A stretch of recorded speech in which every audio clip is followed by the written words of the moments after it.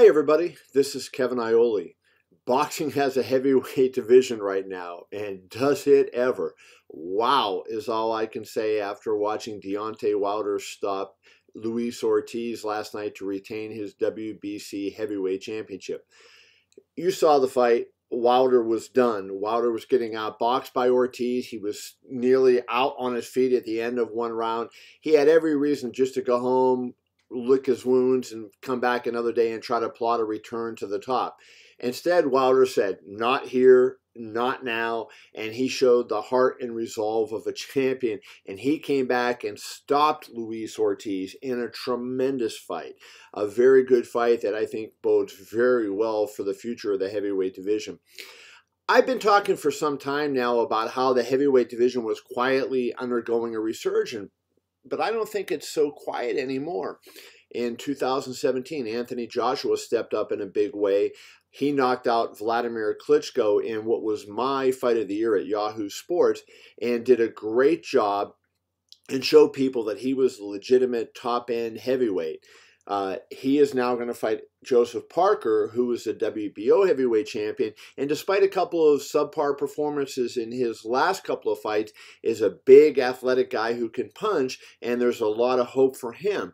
Those two are going to fight on March 31st. Hopefully the winner later this year will fight Wilder, who had a lot of question marks going into him against that fight against Luis Ortiz. Ortiz, who was unknown to a lot of people too, was a big puncher who was 28-0 with 24 knockouts going into the fight.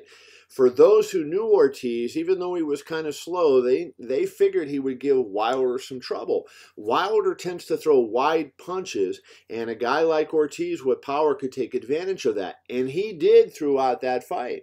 But Wilder showed the mettle of a champion. It was incredible.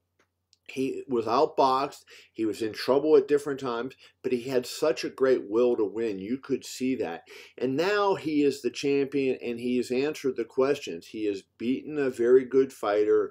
He has shown that he can come back from adversity, which all great fighters need to be able to do.